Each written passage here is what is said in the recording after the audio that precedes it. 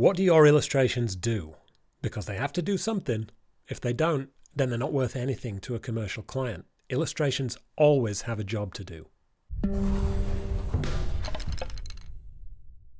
Illustrators are problem solvers. A client has a creative problem and they hire an illustrator to provide a solution. They want a custom-made image that communicates something to their customers or provokes a reaction from them. If an illustration doesn't communicate what the client wants to communicate or provokes a desired response, then it's not doing its job properly. Maybe a client wants their customer to buy something, in which case your illustration's job is to make their product, whatever it may be, look appealing and desirable.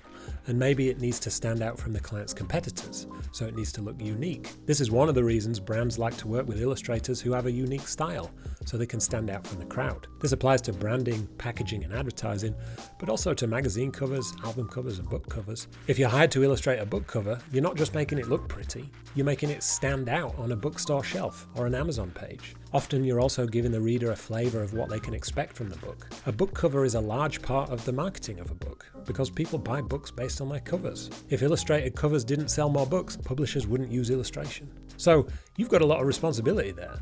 And in order to create the best possible book cover for the publisher's intended reader, you have to understand who that reader is and what they like. If the publisher doesn't give you an insight into who their target reader is, ask.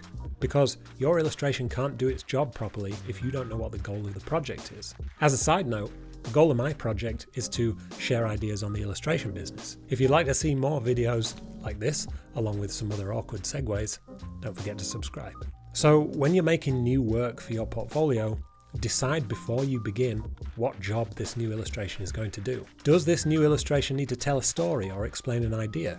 If it does, you'll need to make a few notes on the key points of the story that you want to highlight, or you'll need to make sure you understand the idea properly so you can explain it to others through your illustration. This is an important part of the research process. Is the illustration going to be serious and thought-provoking, or light-hearted and funny? What different choices will you make in your colours, characters and compositions for each of these directions? This is part of the planning process.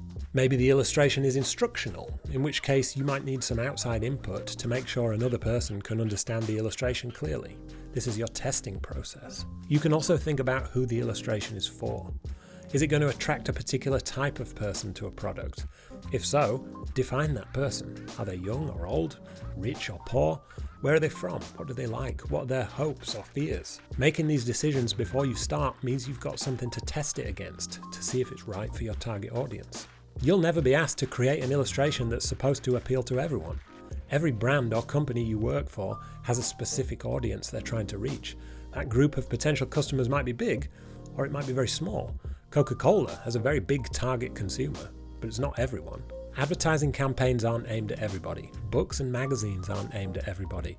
And your illustrations aren't aimed at everybody. So thinking about who the work is for is crucial if you want to make work that people want. If you decided in advance what the illustration is going to do and who it's for, then when you finish it, you can very clearly see if it's doing its job properly. If it's not, you can make some changes, or you can figure out what to do to make the next one better. And longer term, when you're making new personal work for your portfolio, you have a strategy to make work that will use your style, but can also appeal to different people and serve different functions, leading to a well-rounded portfolio that clients will love. See you next time.